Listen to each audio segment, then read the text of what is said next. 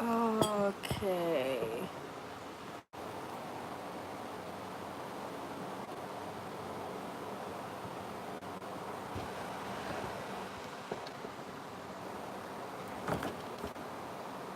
Maybe, oh, I always wish that I had like a thing propped here, but I don't.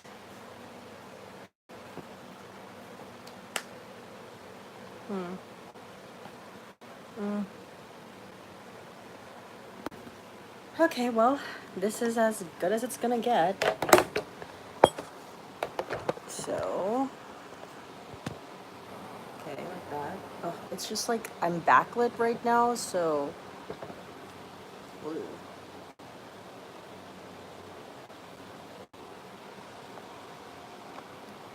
I'm like stacking my remotes here.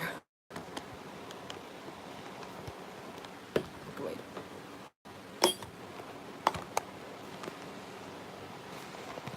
Ugh.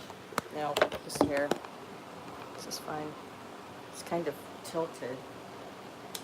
All right, well, we are going to just wait it out and see if anyone shows up.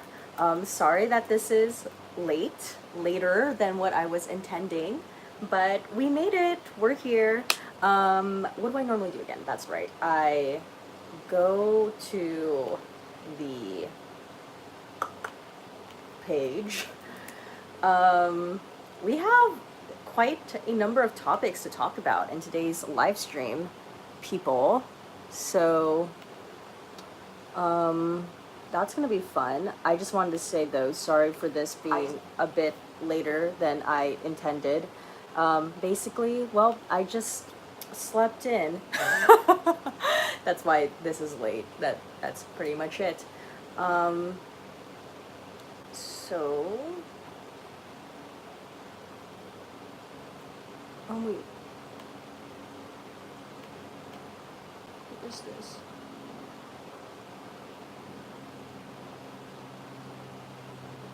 Okay. Anyways, okay, we're live. Join us here. Da, da, da, da, da, da. Okay, and then we can go on the community tab, see if anyone is still here, and then we'll go. Okay. We're live. Join us here.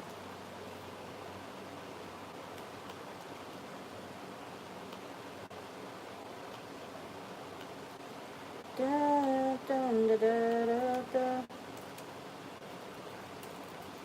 We're talking D23, wait, Lara Spencer, D23, and Icons versus Legends. All right. Okay, now my attention can be turned back to y'all in 5, 4, 3, 2, 1. Okay. Okay. Zivlo. Hi. Hello, Zivlo. Vincenzia Lucia. Hello. Hello, Vincent. Nikita Ray. Mother Steffi. Oh, Lord. Will. Zivia, you should do The Walking Dead until season 5. Yeah, that's too many episodes. I'm not doing The Walking Dead. Stefan slept in. I set my alarm for 11 a.m. sharp for your live stream, Steffi. I am sorry, Stefan, but I'm here. Schließ per year. Hey, lady. Hello, Shees. Shees? Hopefully I'm not butchering that. How are you guys? On this Sunday afternoon. I'm doing fine. I slept in, so I'm doing great. Have you guys done anything with your day so far? It is the afternoon, so I should have done more with my day, but I haven't. Have you guys done anything? It's probably later wherever you guys are at. It might be evening wherever you are all watching this from, or maybe it's Monday where you're watching this from. I never really I never really know. Time zones can be a bit confusing. Um but yeah. Also, whenever I post in the community tab, like on Saturday, send me topics. None of you guys send topics, so I have to kind of come up with my own topics. But I don't know if it's because you guys just want to leave it up to me to cover whatever topics I choose, or maybe I should start asking for questions a bit earlier in the week. I never really know, because I don't want to ask. I don't want to ask for questions, topic questions, like on a Wednesday, because we still have Thursday, Friday, Saturday, sweeties. Things might happen in the week. But yeah, lately it's been a bit quiet on the topic front. Let's see here.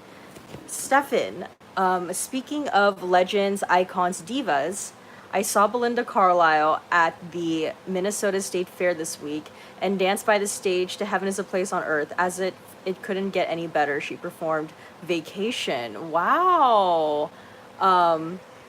That's really cool, Stefan. Wow, you were right next to the stage. Who would have thought? Like, I mean, if you would have told, 1987 version of you that in 2019, Stefan, you will be dancing right next to Belinda Carlisle's stage while she sings not only just Heaven is a Place on Earth, but Vacation, peak. You would have peaked. Lungani X. Hey, just joined. How long have you been live for? I've been live for 7 minutes. Asmodeus Black, you're buttery smooth with videos. I don't know if that's sarcasm. Asmodeus Black. Oh, Gregory Hall. Hey, what's good? What's good, Gregory Hall? She's per year. Had an emotional day. About to send my baby to kindergarten. Wow. Well, that's really exciting. I could only imagine that must be a very emotional moment for you, She's, to be sending your baby off to kindergarten. They grow up so fast, but I'm sure your baby is going to excel in kindergarten. And like, hey, you got more time on your hands while he or she is away at school. But I could imagine that's a very emotional day. And then She's also says, also, new AHS coming. Will you review? Yes, I am planning on doing American Horror Story again on the channel. Gosh, how many seasons have I covered on American Horror Story now? At least like 3, I feel like. But I will be coming back for American Horror Story. I'm not gonna lie, I'm a little nervous because well, in terms of like enjoyability factor for this upcoming season, I'm not quite sure if I'm gonna enjoy it as much, because like Evan Peters isn't gonna be in it at all, and Sarah Paulson's role is minimized this season because she's working on another Ryan Murphy show. So I really don't know how excited I'm gonna be. I mean, like, I like the theme, I like the year, I love 80s anything, so that's cool, but I'm a bit nervous about this upcoming American Horror Story season, if I'm gonna like really enjoy it, because I really enjoyed Apocalypse last year, so that was fun, but I don't know about this season. And two, I'm not gonna lie, like, American Horror Story fans, like, I appreciate the views. I appreciate that a lot of people love those, or at least watch my American Horror Story videos, but I will say, out of like any TV show fan base that I cover, American Horror Story fans are like the worst. There was like one person in particular last year who, like, without fail, every single time I posted a video, this person would literally leave the worst comments under my videos. And this was like around the time too when I used to make it a point to comment back to every single comment. I don't do that anymore. And part of the reason why I don't do that anymore is because of this person. But he would just like really lay it on me, talking about how I don't know anything about the show and I'm like the worst reviewer. Why am I even doing this? Blah, blah, blah, blah, blah. So yeah, in a way I was like kind of bullied last year when I was covering the show. And yeah, it was not a fun experience and it kind of ruined my experience of watching the show. And I'm a bit like nervous if this person is gonna come back and do it again. So yeah, I'm not particularly excited about the fan interaction or like the people who will be watching the videos. But I still like, when it comes down to the show, like in terms of just like me watching the show, I always have a good time. But it's the fans of American Horror Story that I'm always just like, ooh, about. I will say probably the best community of people in terms of like all the shows that I've ever covered is like by far Pose fans are the best. Pose fans are awesome. And then I would probably put Handmaid's Tale after Pose fans, but American Horror Story fans by far. Not all of them, but the ones that are like really mean, they're very mean. So, and they kind of ruin the experience of the show. So, yeah. But, you know, I'm getting my thick skin ready. You know, if my favorite pop divas and pop people have, you know, they've endured much, much worse, I can endure like negative people in the comments of American Horror Story videos. Let's see here. Stefan, I was only 3 months old when Heaven's a Place on Earth came out. LOL. Oh, wow. So you were born in 87 then, I'm assuming, Stefan. 87 was like, that's one of my favorite years of music, period. So I'm jealous that you were even alive for that. Nikita Ray, I always forget the community tab exists, to be honest. Yeah, you know, when it comes to the community tab, I feel like, I mean, obviously I don't forget that it exists because like, you know, I make videos here on YouTube, but in terms of like consuming other people's like content, I like, where do you guys watch YouTube? Do you watch it on your phone or do you watch it on a computer? Because for me, I see the community tab way more when I am on my phone versus like when I'm on my computer. So yeah, that might be a factor. Gregory Hall, on my way to perform. Oh wow, Gregory Hall, what are you performing? Good luck with your performance. Asmodeus Black, no sarcasm, ma'am. Loved the videos. Thank you.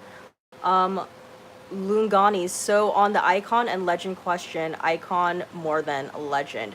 Interesting. Yeah, there's so many people who, based on like the question that I threw out earlier this week, I asked you guys, do you think there's a difference between an icon and a legend? And if so, what is it? And explain.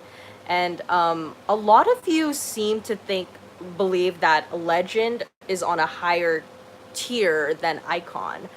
But Lungani over here thinks icon is more than a legend. So that'll be really interesting. We're going to talk about that a little bit later. Nikita Ray review the new Lizzie McGuire. Stefan, I'm excited for the 1984. I have a feeling it will be a contained story like Roanoke. A common problem for the show is that there's always plot lines that go nowhere and burn out. Yeah, I completely agree with you. They have a problem with that. Shees, Pierre, what do you think about the theme this year? Yeah, a lot of changes. Oh no, LOL. I'm excited for the theme. Lungani X. Icon, sales, impact, longevity, success, fame, and legend. Longevity and impact. Okay.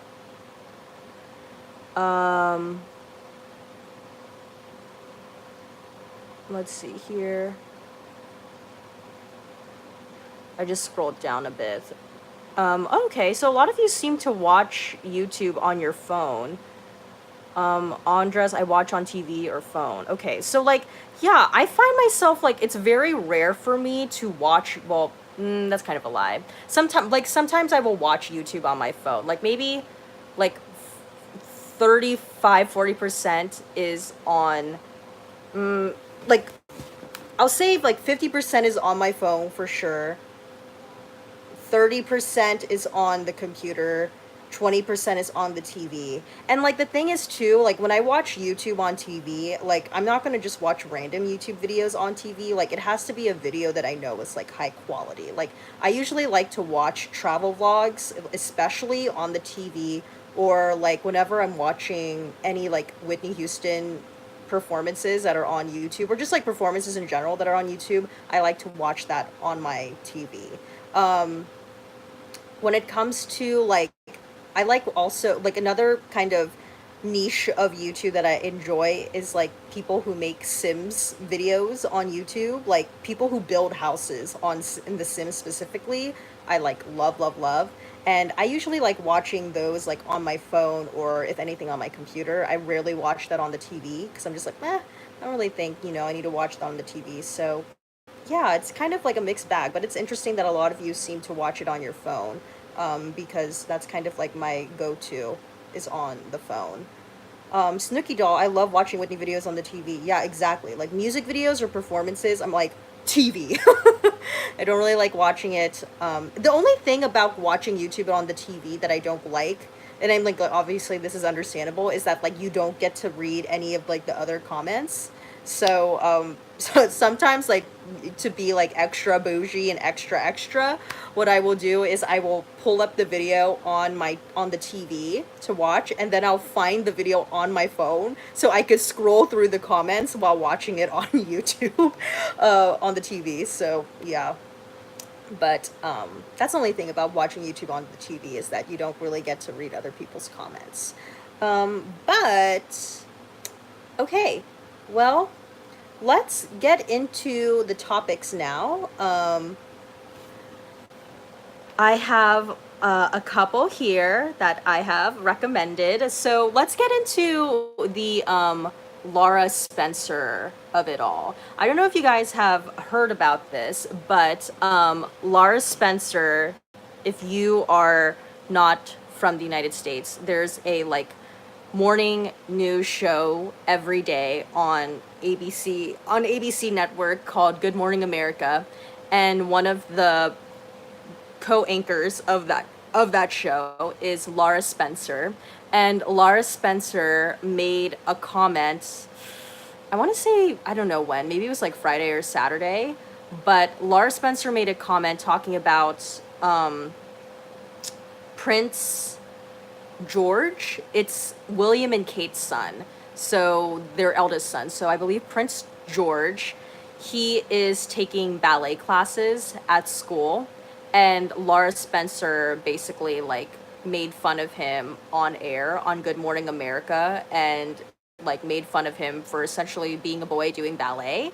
And the dance community got wind of these comments, girls, and they pretty much like put her on blast, like on all of their like a lot of like the big dancers that I know, like Debbie Allen, Travis Wall. They were posting all over their social media, their thoughts on Lara Spencer's ignorance.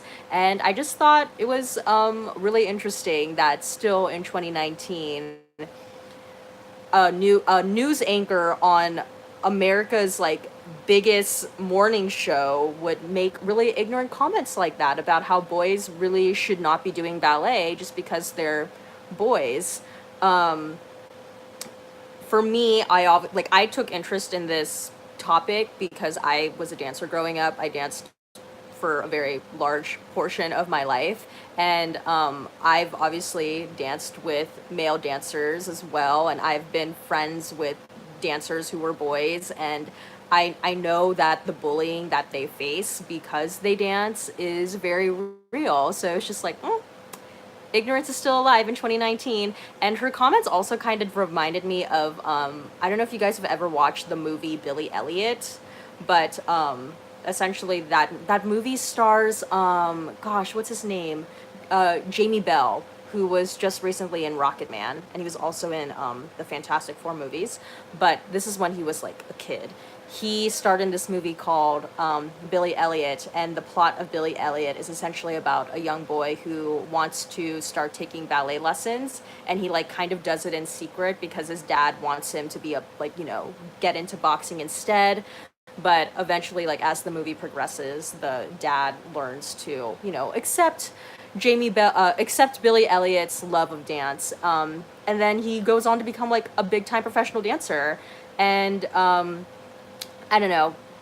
Lara Spencer's comments just reminded me of that. So I don't know if you guys have gotten wind of that story, because I think trying to limit what people can do based on the gender that they are, or, you know, whether or not they identify with a particular gender, they could be gender nonconforming, I think is wrong. I don't think we should be limiting people to certain roles and jobs in society based off of how they identify, whether that's like gender wise or if they don't identify with any gender at all. But yeah, I guess, let me see. I could read, let me see if I could pull up some of the comments of people who actually in the dance community that got wind of this. Debbie Allen, Lara Spencer. Debbie Allen's comment like really really made me laugh. She said something along the lines of like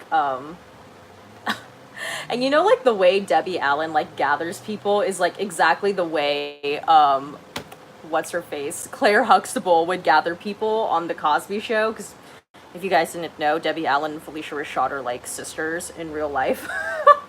And the way she gathered Lara Spencer in her Instagram post is the funniest thing. If you guys like, just look up the real Debbie Allen on Instagram. It's so funny. She said she called her a darling. She said, you're not on Saturday Night Live. You're a respected media journalist. We expect to get our news and information from you, so poking fun at the dance world and young boys in ballet is just not cool. And then she went on to say there's been lots of men in history who have taken and studied dance, and they've gone on to reach like, you know, very successful heights in their life. Like Steve Jobs apparently took ballet, and Dustin Hoffman, Christopher Walken, and Lara Spencer. Basically, F you, girl. But I love Debbie Allen's comments on that. His name is Jerry Mitchell. He was the choreographer and director of Kinky Boots on Broadway, said, Laura, really? Some of us take ballet, some of us win Tony Awards because we took ballet. Miss Thing, it's 2019, get a life. Derek Huff left a comment.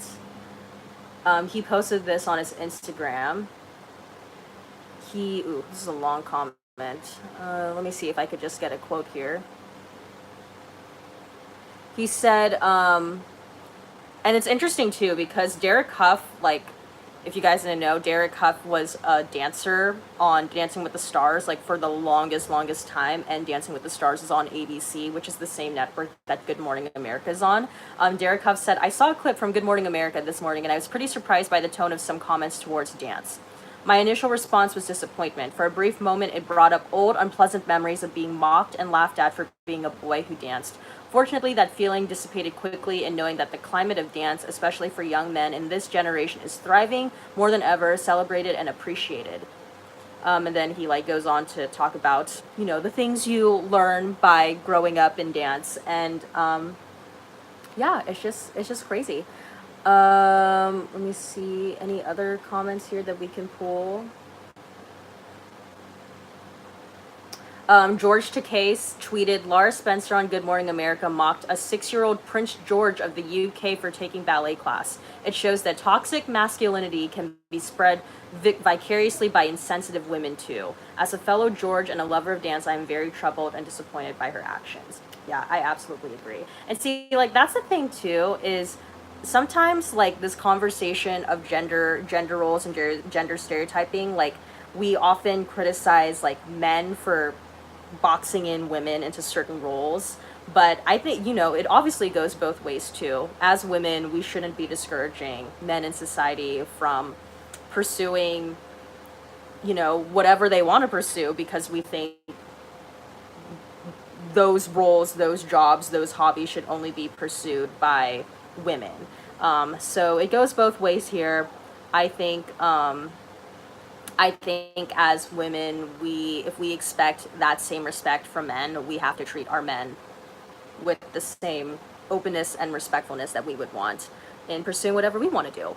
Because I'm sure if like this was, oh my god, if this was a male news anchor who said like a girl shouldn't, I don't know, want to play basketball or something, or yeah, shouldn't want to play basketball because like men are more known for like playing basketball. Like that's ridiculous. We would have a problem with that. So Lara Spencer. I also heard from Travis Walls. He updated in his Instagram story the other day that apparently Lara Spencer called him and was horrified by her comments, and he said that he could like hear by the tone in her voice that she was really like sorry and horrified by her comments, and she didn't realize how insensitive they were, which like girl, really.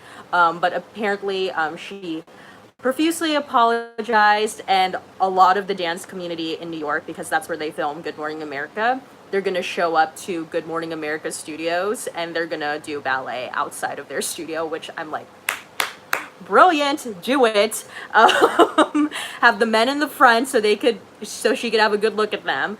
But that'll be interesting. I wonder if Good Morning America's even going to show these dancers doing, you know, dance outside of the Good Morning America studios. It's crazy to think too that like she would make such an ignorant comment, because I feel like dance is so popular now. Like, and you know, there's different, like you have so many different dancing shows, like Dancing with the Stars, which is on your network. You have So You Think You Can Dance, you have World of Dance, and like historically too, like you think like, especially like in pop culture, a lot of male dancers are famous, like George Balanchine, Gregory Hines. I know he's a tap dancer, but still, like Gregory Hines, like a lot of your most iconic male entertainers are, you know, they were known for dance, like Michael Jackson.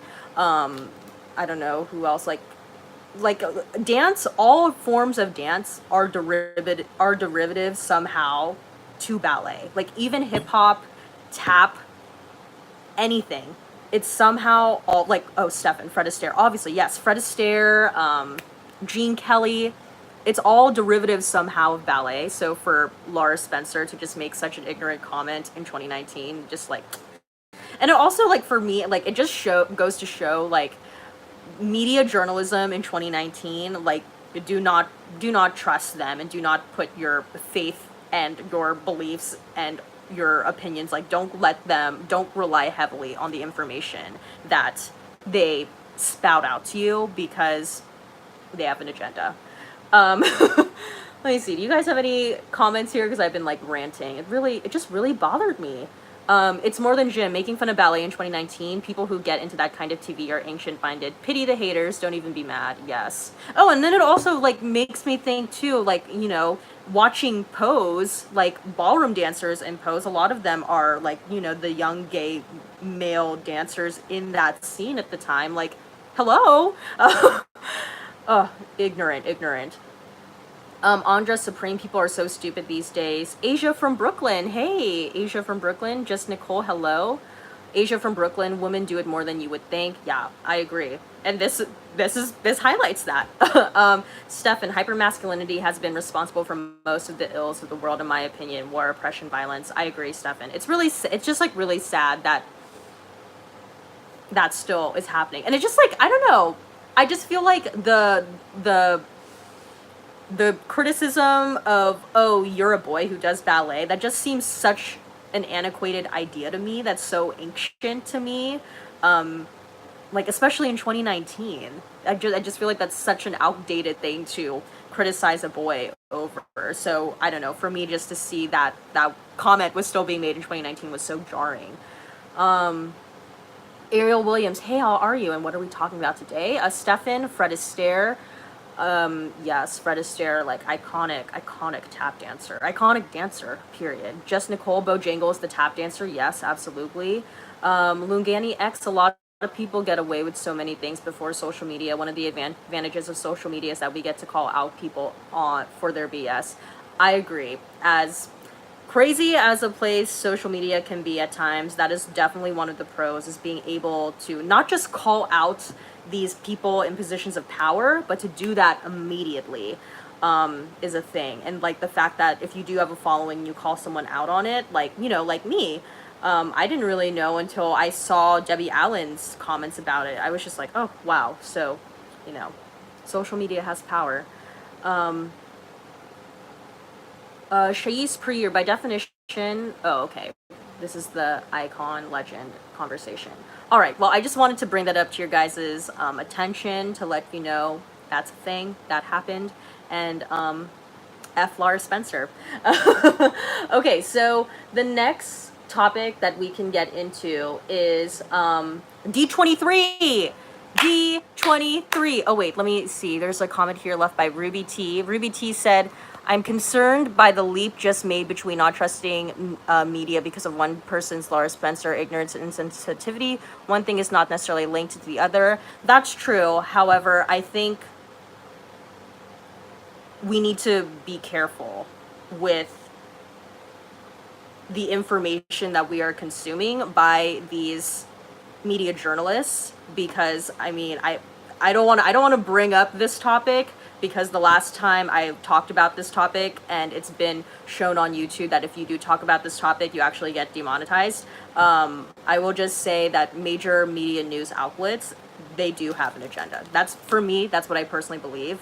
And I think an advantage of living in 2019 is that we have the internet and we can research, and we shouldn't just completely rely 100% on the information that is being presented to us by news anchors, news stations, media journalists. So just do your research, kids. That's all I'm saying. Because I'm not going to get into that topic, because that topic really pisses... The other topic I'm not going to get into. It really pisses me off. Okay, so let's get into D23. D23 is happening here. Well, I live in Orange County, California, so I live about like 20-ish minutes from Anaheim, which is where Disneyland is. And this right now, well, it's ending pretty soon, but this past weekend was D23 here, and that's Disney's, it's essentially Disney's Comic-Con. And they talk about all the upcoming news that is coming out of all facets of Disney, from theme park news to movie news to any kind of news relating to Disney. It's all coming out at D23. One of the big news announcements was, well, it wasn't an announcement, we knew it was coming, was Disney Plus. They announced some of the shows that are going to be coming out, and one of those shows is Lizzie McGuire. I don't know if it's going to be still called the Lizzie McGuire Show, but Hilary Duff is coming back to reprise her role as Lizzie McGuire.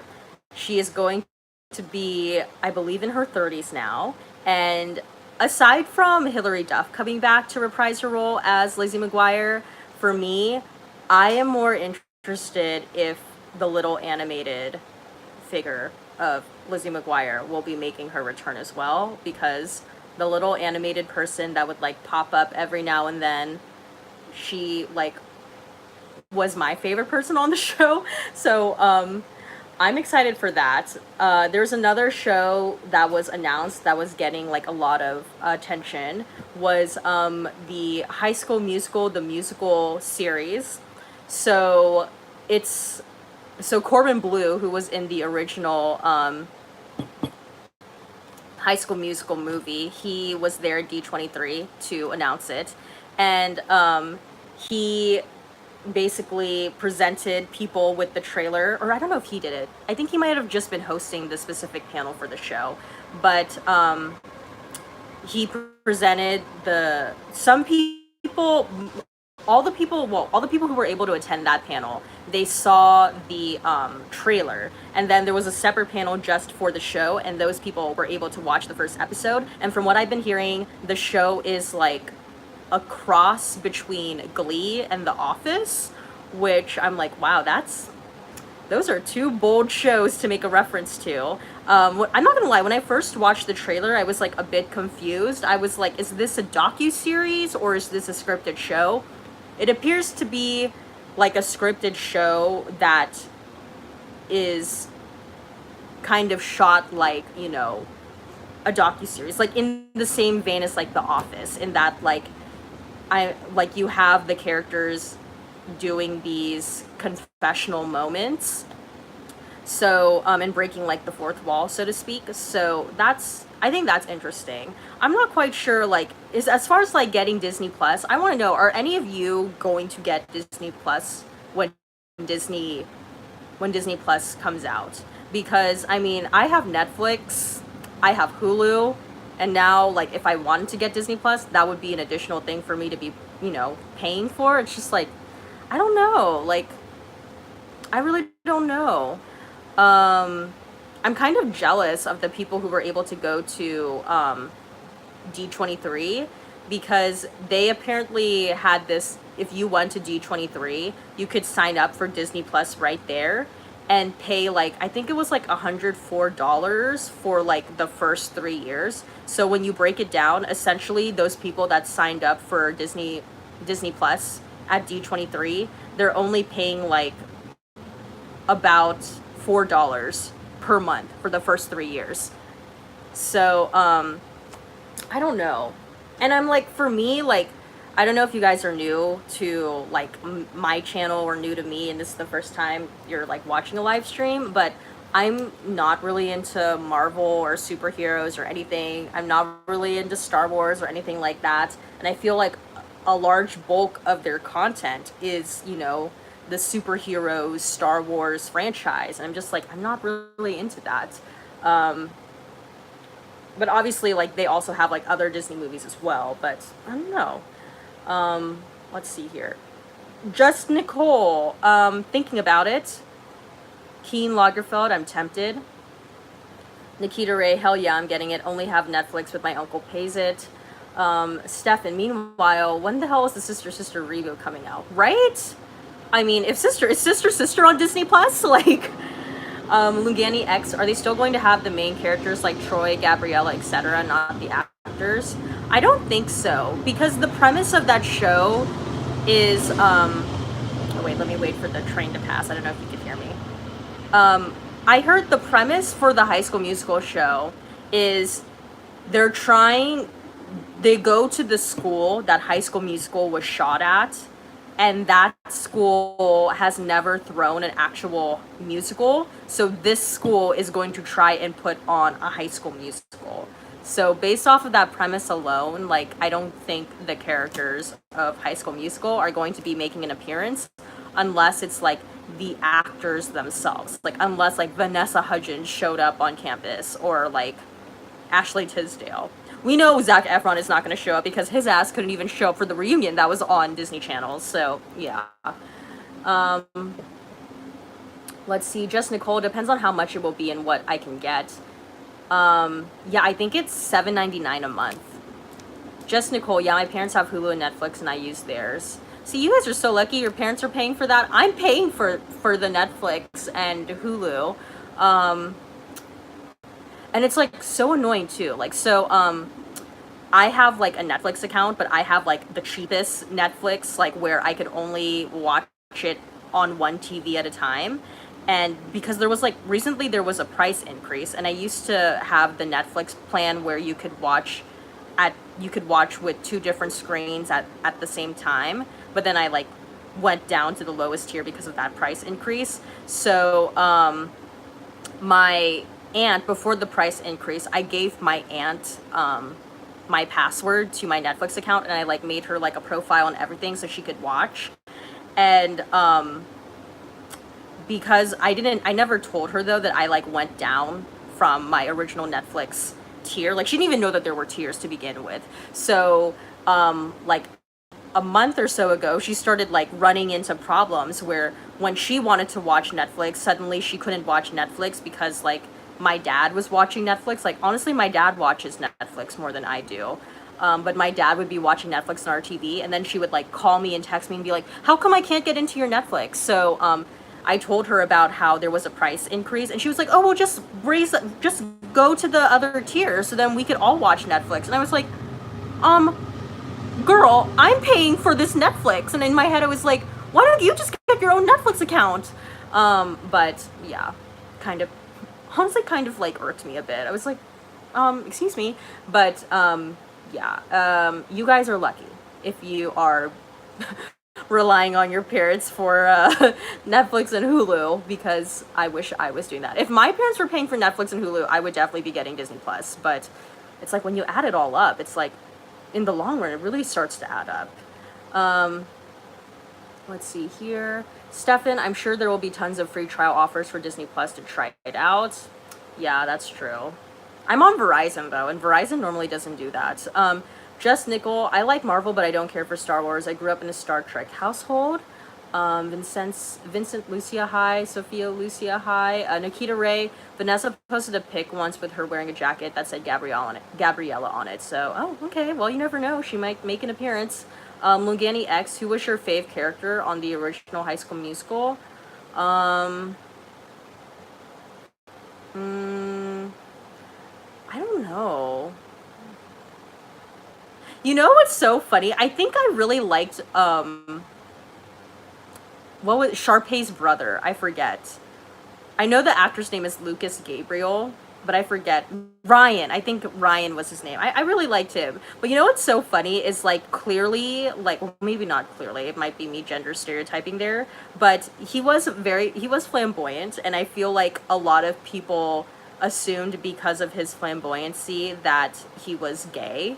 But it's so funny when you watch, like, High School Musical 2, suddenly they, like, try to give him this, like, straight storyline, and you're just like, wait, what? So, but then again, like, you know, it was like, that was the mid-aughts, the mid-late aughts, but I would imagine now in 2019, they wouldn't be doing that.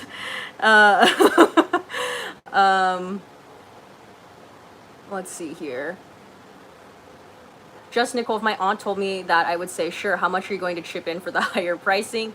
Watermelon, I watched season 3 of 13 Reasons Why, and they still do the narration thing, but with one character, like each episode so far. I'm not covering. If the next comment is going to be, so when are you doing 13 Reasons Why? I'm not doing 13 Reasons Why, because that show is ridiculous and so irresponsible. Nikita Ray, assumed you'd say your fave on High School Musical was Kelsey or something.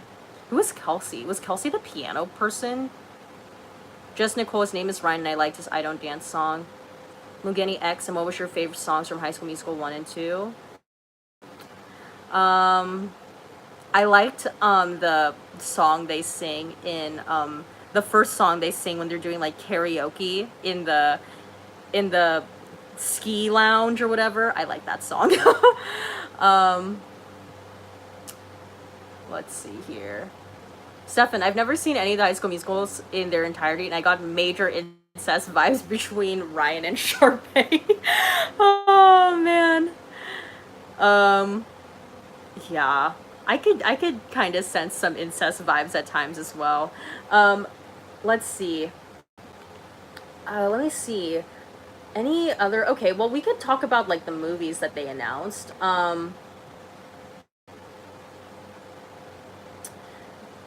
They have, well, Star Wars announced the final film in the Skywalker saga is called The Rise of Skywalker. So that was announced. Black Panther sequel, the release date came out. It's going to be May 2022. Let's see here. The Jungle Cruise movie will be coming out. I think they showed like a trailer to that, or I don't know. Dwayne Johnson and Emily Blunt they revealed something there. Which is interesting because this article notes that the movie basing this movie off of a ride on Disney at Disneyland. It's kind of like they're following the same formula that they did with the Pirates of the Caribbean franchise and also with the Haunted Mansion movie. So it's like, oh, that's interesting. I didn't make that connection. So I don't know if any of you guys go to the theme parks. Are there any rides that you would love to see a movie based off of? I don't know if I could think of one off the top of my head. Ooh, Matterhorn would be cool. A Matterhorn movie. I don't know what the hell they would do, but like that'd be a cool movie idea. They should do a movie off of It's a Small World after all. They could do like an animated movie off of that ride. I'm trying to think. Yeah, I mean, there's lots of original. I mean, Disney's kind of the theme parks are kind of getting into this weird like transition of how like a lot of the rides now are being based off of movie properties, like, you know, like Paradise Pier, which was at Disney California Adventures. It's now, they totally renovated it now to be Pixar Pier, so all of those rides are based off of like movies of Pixar. So, and then like a lot of Disney California Adventures too, aside from being like Pixar themed, it's like gonna be Marvel themed now. So yeah, I mean, I feel like that formula of basing a movie off of a popular ride is gonna kind of be dwindling as that transition begins to keep going. But are there any rides of Disneyland or Disney World or California Adventures or any of the other Disney parks that you would like to be seen, that you would like to be made into a movie? Because that would be my suggestion. Maybe would be like Matterhorn or It's a Small World. Let's see here.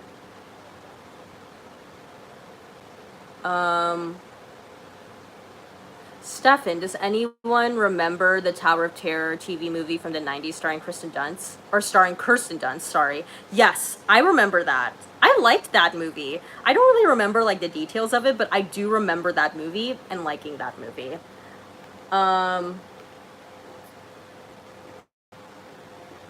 Let's see here.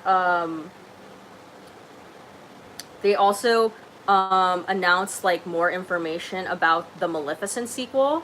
Maleficent, Mistress of Evil takes place several years after the first. Aurora is now older, and she and her adoptive mother must deal with a world that wants to keep them apart.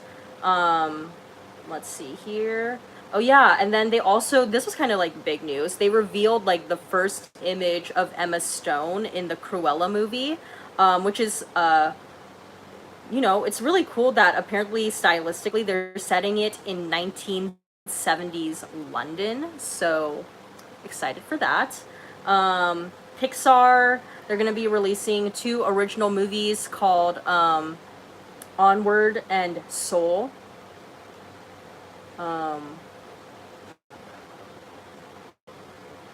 Onward, let's see if I could read here a little bit. Onward, which will arrive in theaters in the spring, centers around 2 elf brothers who lost their father at a young age. The pair are given a chance to see him via a magic spell. However, when they attempt to perform the spell, something goes wrong. Because of course it does. The brothers now must travel on a quest to complete the spell and reunite with their dad. The story takes place in a mythical realm where centaurs, unicorns, and gnomes roam. That's cool. And then the second movie is called Soul. The feature focuses on the question, why am I here? Oh, great. This sounds like very Inside Out already. And tells the story of how each person on the planet received their soul. Oh my gosh! Souls are trained in a place called the U Seminar, and only after completing the course are they placed into a body. Oh my god, that sounds like freaking, that sounds like so in the vein of Inside Out. And Inside Out is my favorite Pixar movie, so... Woo, man, I can already feel the tears beginning to form in my eyes. Let's see, the story centers around Joe Gardner, a middle school band teacher who dreams of becoming a famous jazz musician. Gardner has a misstep on the streets of New York and is accidentally transported back to Yu's seminar. There he meets a soul named 22 who has been at the seminar for years and is terrified of Earth. Jamie Foxx, Tina Fey, Amir Questlove Thompson, Felicia Rashad, and Daveed Diggs are all lending their voices to the film. Oh my god, I love this cast already. I'm so excited. I am here for Felicia Rashad. Wow. That sounds really good. I'm calling it right now. That's going to be a really, really amazing, emotionally involved movie that I am so excited for. I am excited for Soul. Here for Soul. Soul, whenever the movie comes out. When did they say? It was like, Soul. Soul, and it's going to be coming out in the summer. So, 2020. Soul 2020. Let's see here. Just Nicole, I just don't understand what the new live action 101 Dalmatians is going to give that the one in 1996 didn't. Yeah, that's a good point. I really don't know either, but I mean, Disney's all about their live action remakes right now, so. Watermelon, Inside Out, I love that movie, yes. Oh god, I remember, like, going into that theater, it was a matinee showing, and, you know, there were parents, obviously, with kids, and I was just thinking, you know, this is gonna be just another fun, light Disney Pixar movie. And by the end, like, literally, I could hear all of the adults in that theater, including myself, like, sniffling. Because that movie, man, was, woo, that's my favorite Pixar movie is Inside Out. But Soul sounds like it is in the same vein. I'm so excited for Soul. All right, let's see here. Walt Disney Animation, and you know, wait, before I move on, and the thing that I love about these two movies, Onward and Soul, is that they're original Disney movies. These aren't like movies being based off of, like, you know, a franchise. They're original Disney ideas, so I'm so excited, you know, to support these original movie ideas, because I feel like Disney is kind of wearing thin on them. All right, so Walt Disney Animation revealed in Thanksgiving feature for 2020 will be Raya and the Last Dragon. The animated adventure film centers around Raya, a warrior in search of the last dragon in the fictional world of Kumandra. The production team pulled inspiration from Southeast Asia. All right, Southeast Asia. However, when she finds this creature, it's not quite as she had expected. Sisu is trapped in the human form and needs help to reclaim her power and transform into her true form. Cassie Steele voices Raya, while Awkwafina voices Sisu. Okay. Okay. But Anna doesn't. I mean, like, I know I'm gonna be a mom, but, like, the kids, you know, the kids are gonna go wild, and I don't know if I want to put up with that, so, let's see here. Okay. Is it buffering for you guys, or is it just my internet connection? Okay, it's fine now, I feel like. Okay. Stefan, one Pixar movie which I'm pissed never got a sequel is A Bug's Life. I'm not really the biggest fan of Bug's Life. Like, I remember when I watched that movie being like, And also, I remember that time, too, it was kind of, like, weird, because there was another Bugs movie that came out around the same time called Ants, and I think I remember preferring Ants over A Bug's Life as a kid. Just Nickel at Stefan, okay, still not too interested, but then none of the live actions here, given that must-watch in theaters feeling yet. Stefan, at Just Nicole, the new one is a prequel / origin story to Cruella de Vil. Oh, okay, I see. Just Nicole, Disney wants to collect that feeling of nostalgia money. Yeah. I was literally talking about this with my mom the other day. I feel like all of the media corporations, like, this is going to be, like, this could go off into, like, an hour-long tangent, but, like, isn't it so interesting how, like, now more than ever, corporations are really cashing in on, like, fandom? Like, it's so crazy. Like, the other day when I was at Disneyland, I don't have a pass, by the way. The only reason why I was able to go was because my friend works at Disneyland and she, like, signed me in.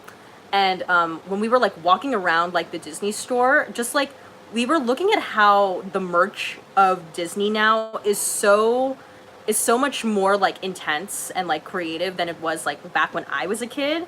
And like they managed to make products out of anything. Like we found like I don't know if you guys have been to Disneyland, but like one of the famous treats here at Disneyland is the Dole Whip.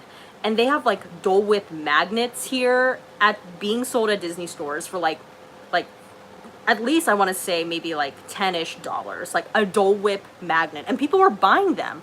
They also have like a squeaky toy for like the Dole Whip that you can like give to your dog. Like I don't know, it's just like it's so crazy how we like media corporations have figured out a way to really like cash in on people's like passion and obsession for something. Like you just look at the ancillary market for like any movie franchise that Disney has, or like not even just Disney, like you even look at like Harry Potter over at Universal, or over at like Universal Studios and Warner Brothers. Like it's just insane. Like they have figured out a way, like they know people's weaknesses in terms of like people just having this intense love and passion for something and wanting to show that and express that in some way.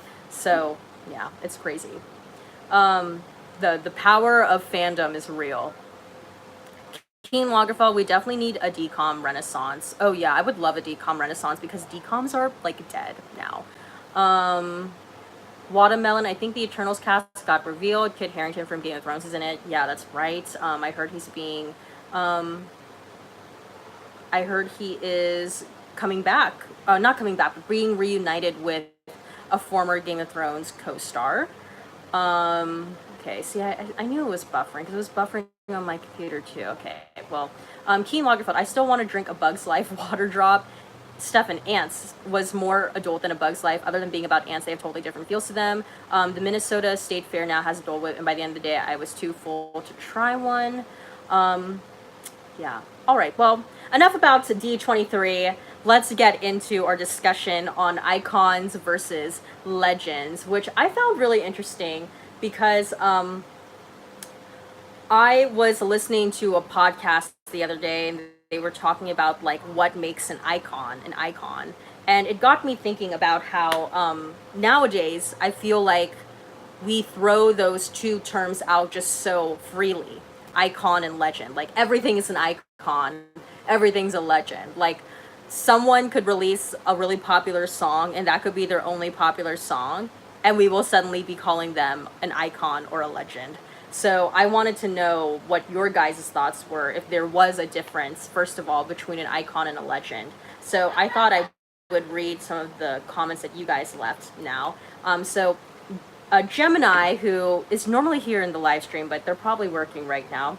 Gemini said, personally, I feel like icons are more topic-centric, but legends are more overall. See, and here, this is what I was talking about earlier, that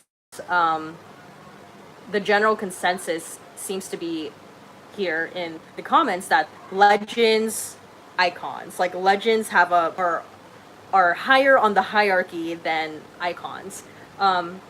Gemini then goes on to say, an icon can refer to anyone that has showed greatness in a specific category, while a legend is somebody that had truly left a mark on the world across all platforms. An icon, in my opinion, would be somebody like Angelina Jolie. She is one of the last superstars in modern acting. When you see a trailer for a movie with someone of her caliber in it, it's an instant grab. A legend would be someone like Meryl Streep. She is one of the best actresses of all time. People review her work in acting classes. She has changed the industry. She's literally a definition of the art of acting. Both are very high achievements that not many people can claim, but to me there is that edge that turns an icon into a legend. Really, really great answer there.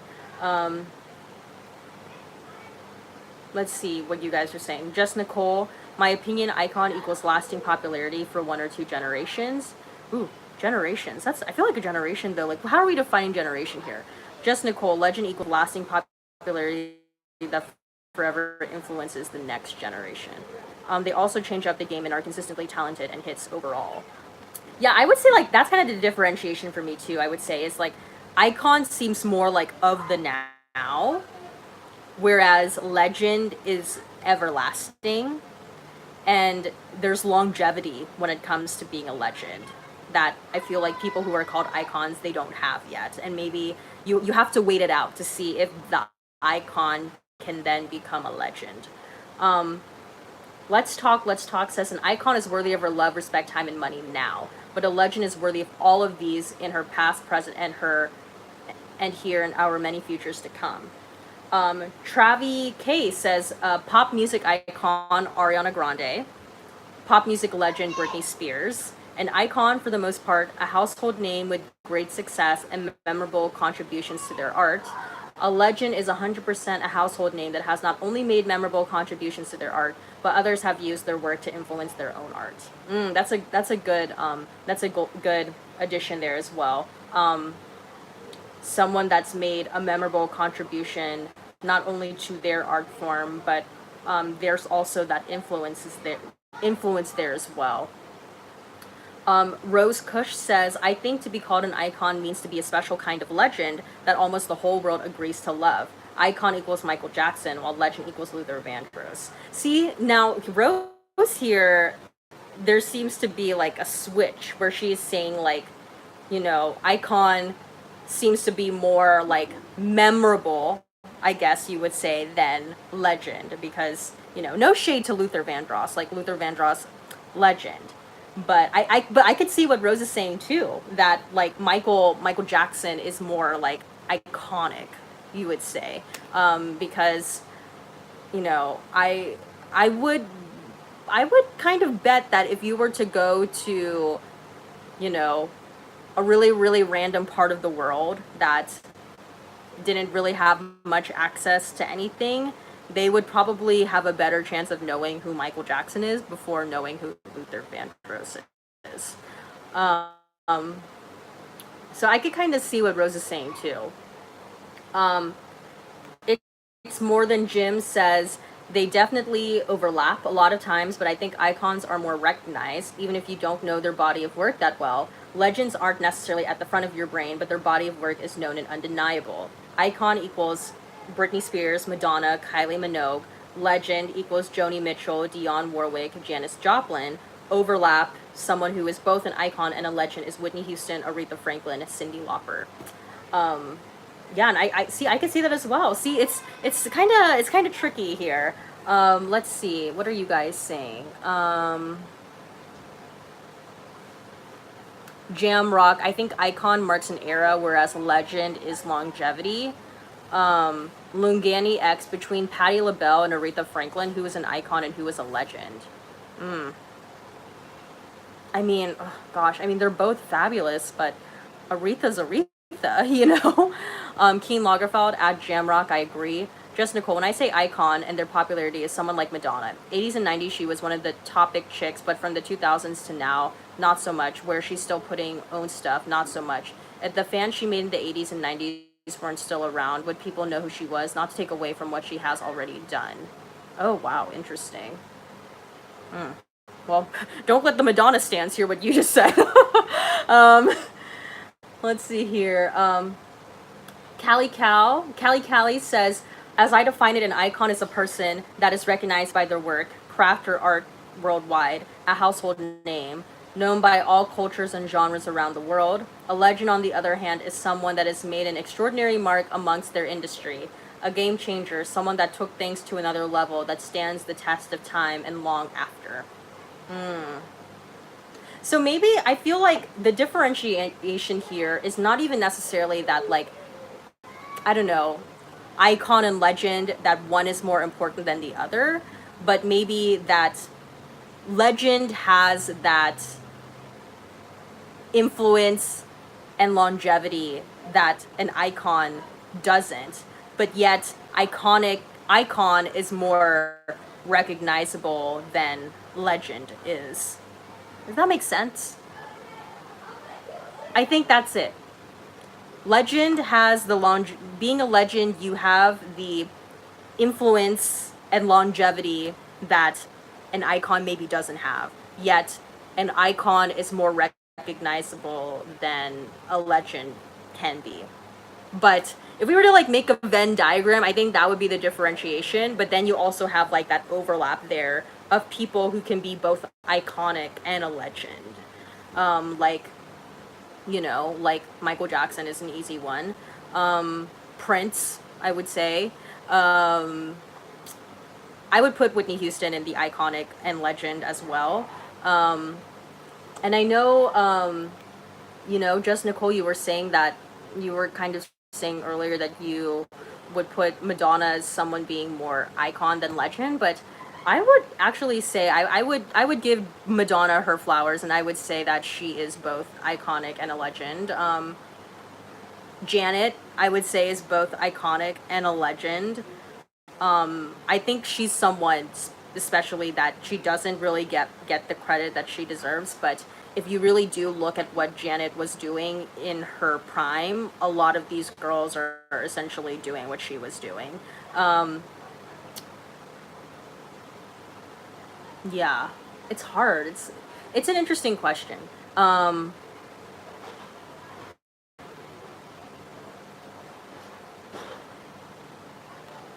Let's see here. Jamal Muhammad, he was talking about like legend and icons in ballroom. I'll read what he says, but he said legend is for dominating your category in ballroom, but icons are ballroom people that dominate the scene. Corey Stewart, a legend seems like there's a real reason or story behind why someone's famous. Icon seems more empty, like it just means fame, IDK. This is an emotional and immediate answer, but there you go. I can kind of see that as well. Because, like, it's like when you think of legend, like the word legend, like there's a story behind that. Legend. The definition of legend, according to the Merriam-Webster, is a story coming down from the past. So I understand why, what's her name here? Corey Stewart would, you know, associate the word legend, the term legend, with a story having to be involved somehow. And, you know, we think about, like, our legends, and they're like synonymous to a story.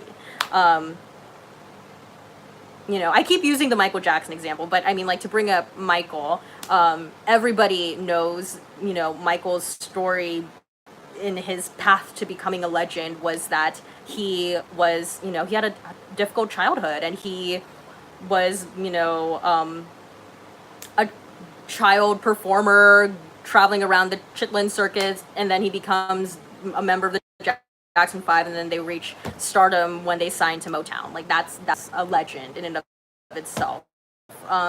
You have, I'm trying to think of like other ones. Like, I mean, I can't really think of any other ones at the moment, but like, yeah, I could definitely see Corey's, or like even like, you know, like great singers like Aretha Franklin and the Whitney Houstons. Like, you hear stories about how they grew up singing in the church. That is part of their story. That's part of what makes them legend. Yeah, so I think, yeah, maybe when we think about our legends, there is more of that narrative aspect that is part of that, meaning that maybe an icon, you don't really have to think about their story. It's more about like recognizability. Like, oh, instantly when I see that, I'm like, oh, that's so and so. Or when I hear that, oh, that's so and so. Genevieve Brown, shout out to Jen. Both terms are similar, but to me, a legend is someone who has gained a lot of fame over a long period of time and usually no longer alive. I feel like legends are in a class category of their own and a step above an icon. An icon is famous and admired, but not held in as high regard as a legend and usually still alive. Okay, so question to you guys. Do you think if someone is an icon, when they die, does that help them? Does that immediately transfer them over into legend status? Like, does someone have to die in order to become a legend? Let me know. Let me know your thoughts on that. Because I definitely feel like, in general, whenever anybody dies, like, suddenly the entire world starts loving them again. You know what I mean? Wow, let's see here. You guys have a lot to say. Lungani X, I am so conflicted. I feel for me an icon is a legend with iconic and historic moments. I love that. I love that you're using the term, you're using one term to define like the other term. um, Just Nickel. Oh yeah, people can be iconic and legendary. Jam rock, maybe it exists on a spectrum. Okay. Just Nickel, someone mentioned Whitney earlier, same thing with Mariah Carey, Janet Jackson, and Michael Jackson. But now, Lungani X, but now since you put it like that, I'm kind of sold. In terms of like, I think we kind of just have to look at it as like a Venn diagram, so to speak. Like there can be overlap, but there's also differences there. Let's see. Just Nickel, Janet is the blueprint for the good girl gone bad theme that almost every pop and non-pop starlet does. Lungani X. So where does Mariah Carey and Celine Dion fall? See, I would say, like, Mariah, I could see holding more weight as a legend, but Celine as both a legend and an icon, but Celine not necessarily going into the legend status, but more so going into iconic status. Because, see, and that's the thing too, and maybe that's another, I might have said this earlier, I'm forgetting, but like, legend has that influence that maybe an icon does not have. Like Mariah, especially like, you know, like when you start learning more, maybe, you know, this might be my ignorance with Celine. Mariah did push creative bounds with the work she was doing. Like, you know, she was writing her own songs, and she was, you know, the person who, she was one of the people in the 90s that was in the forefront of mixing like R&B and hip hop together and finding success in, you know, in that way. And obviously like she wrote All I Want for Christmas Is You, and like that song is literally like a holiday anthem worldwide. So like, you know, that for me, like that would make her like a legend. That's impact. I mean, geez, like you're entering a holiday marketplace with that, the success of that song alone. Like Mariah Carey could have literally just did that one song and she would be set for life. But Celine, like, I don't necessarily like see, like she has like My Heart Will Go On is an iconic song, like success in that way with, you know, finding a song that ties into a movie. But, and you know, she has an amazing, gorgeous voice. I guess she may, you know what, I will say Celine could be a legend from the perspective of like Vegas legend, you know, because she was someone, like I would say before Celine, doing Vegas residencies at the time is kind of like, oh, your career is dead. And some people, like, I think the younger generation might think that, but I will say, like, doing Vegas residencies wasn't really like cool until Celine Dion. That might be a bold statement, but I will say that, like, people really were not checking for Vegas residencies in the way that they are now before Celine Dion started finding success there. Lungani, oh, Just Nicole, Panic at the Disco, Legends Never Die. Just Nicole, Mariah, iconic and legendary. Celine Dion, iconic, yeah. Lungani X, and what about artists like Toni Braxton, Donna Summer? Oh, see, that's hard. That's hard. I see both of them like obviously, like it's, you can't deny the influence that they have and the impact that they had on younger artists that were coming up at the time, like especially like in the R&B genre. And I feel like, you know, people give a lot of shit to disco as a genre in general, but like disco, you know, more or less you could still hear a lot of influence of the disco genre in like pop music. I would say maybe not now, but like in a lot of your pop songs overall. But I would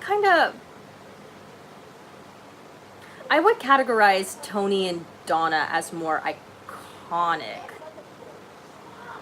than legend.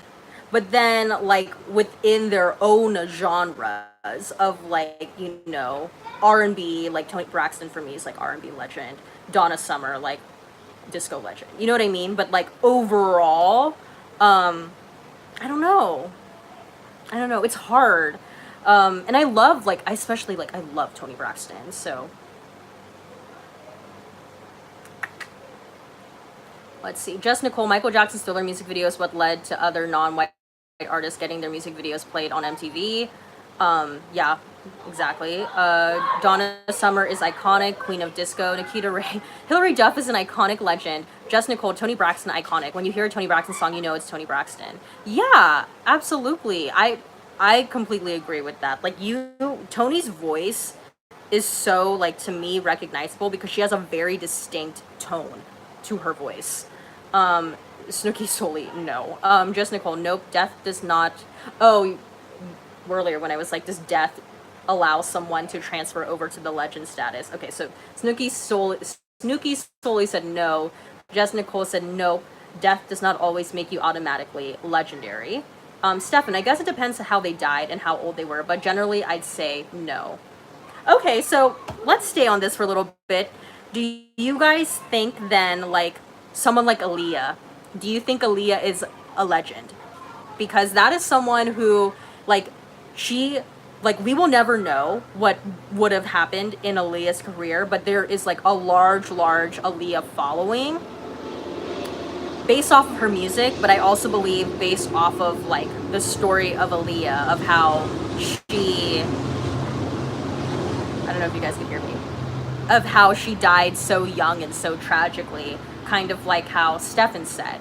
So do you guys think like Aaliyah could be someone considered as like a legend or more, or like an icon? Or do you think or do you think they're worthy of those terms? Because again, you know, the body of work is not that large and they died so young. Lungani X, no, you don't have to die in order to become a legend. Stefan from The Sandlot, heroes get remembered, but legends never die. Snooki Soli, legends stand the test of time and will never be forgotten.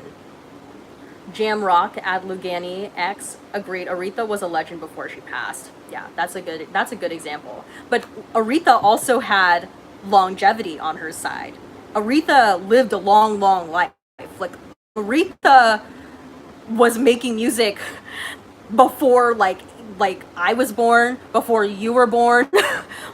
Like she's been in the game for a long time, so she had time on her side and a longevity that maybe someone like an Aaliyah or someone like an Amy Winehouse even did not have, or Selena, you know, they died young. Just Nicole, Mariah's voice is iconic, and her mixing pop R&B with hip hop, i.e., she collaborated with hip hop artists, changed the game. Just Nicole, she's the queen of Christmas and the blueprint for Ariana Grande. Exactly. Just Nicole, Mariah Carey doesn't need to do anything else and can live a lavish lifestyle off of the royalty checks for her Christmas songs. People stay doing covers of that song. Exactly. Just Nicole, George Michael is iconic but not legendary like Freddie Mercury. Lungeni X, and let's talk about Beyonce and Rihanna. Snooki Soli, legends to me starts their own craft and set new standards. Just Nicole, right now, Rihanna is unquestionably iconic and could turn legendary. Just Nicole, Beyonce is legendary and iconic. Snooki Soli, Aaliyah is an icon. Stefan, Aaliyah is iconic but not a legend in my opinion.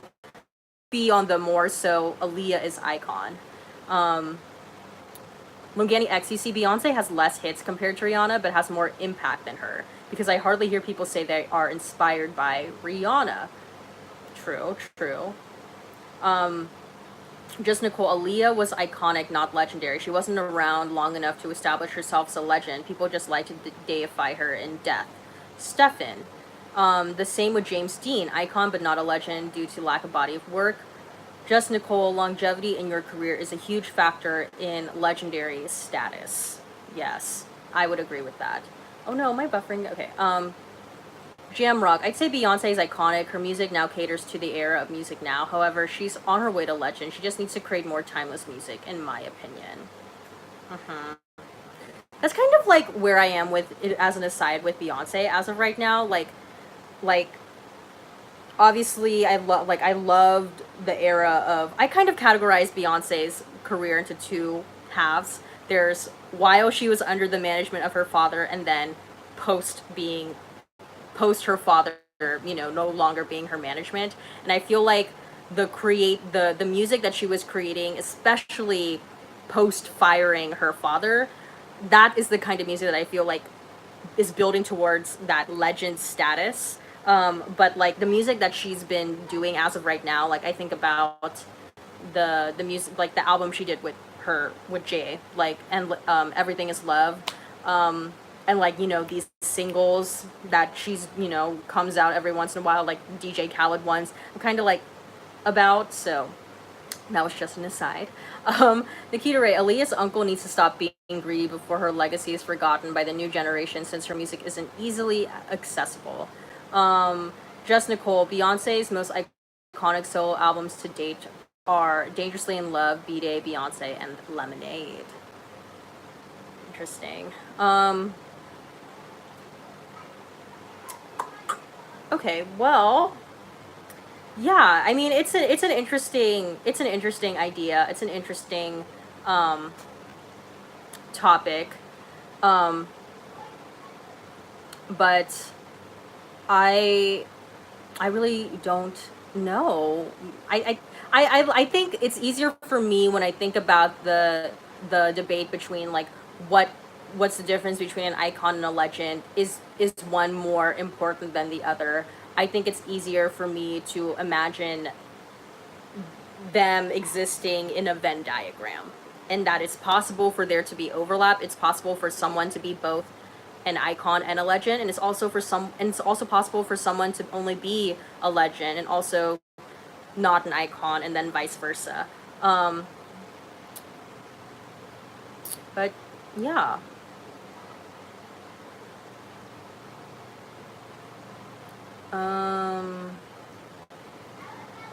I mean, that's pretty much all I have for today. I don't know if you guys have any more thoughts on that. Lungani X, Beyonce's career reminds me of Whitney's. Their sounds are based on what's popular at that particular time. That's true. Just Nicole, people are still playing Beyonce songs on her older albums on the radio. Just Nicole, Tina Turner is legendary as she is talented, dubbed the queen of rock and roll, and an influence to Beyonce. Nikita Ray, Tinashe is above both icon and legend. Just Nicole at Nikita Ray, in what way? Yeah, well, I thought this was an interesting discussion that we had. You know, definitely when the live stream ends, you can definitely leave your guys's more of your comments on it in the comments once the live stream is like uploaded and ready to go. And I'll be in, like, I don't know, we could talk about this idea endlessly, and then you could even go on to say like, okay, let's play a game, like name an artist, and we'll try and decide who, if they're iconic or if they're a legend. So I don't know, it's tough. And I feel like too, it's like when you bring up like a person, like you bring up like random artists, sometimes the way in which you categorize them is really based off of how much you know about the artist. Because I'm sure like if you mentioned like an artist, some would be like, oh yeah, I don't really know much about her, so just like icon, or I don't really know much about him, so just like icon. But then it's like someone could come in and then say, well, actually this influenced this, and you could see their influence on such and such and such because of XYZ, and then that could totally change your perspective on whether or not you think they are a legend or an icon. So I think that is also kind of a factor as well. But yeah, kind of difficult to say. I'm just gonna leave it at, like, we should be looking at this from a Venn diagram perspective. I think someone also left a comment.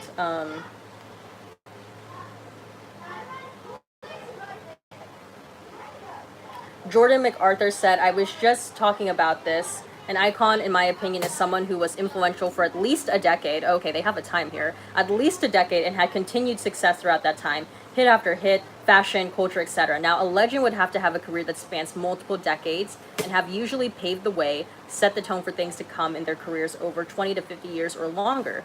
You also would never forget either, but an icon is usually current sometimes, and a legend is timeless.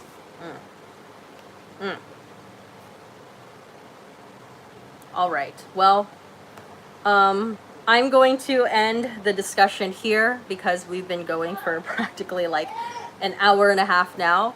But this was a fun discussion. I feel like we covered a lot today, so I hope you guys enjoyed this live stream.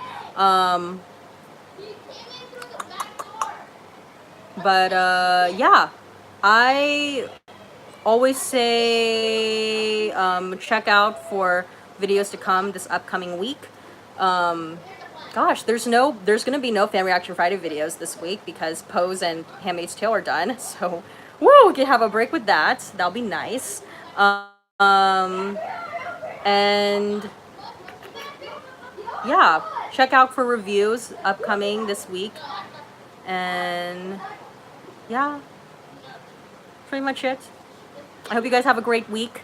And check the community tab. That's what I will say. Like, check community tab for updates on when the live stream will be happening, because I'm never good when it comes to saying like, oh yeah, I'm gonna be live streaming here, because usually I'm very inconsistent when it comes to that. So check the community tab if you want to know updates on when we will be streaming. And yeah, all right. Well, I hope you guys have a great week, and I will see you in the next one. Bye.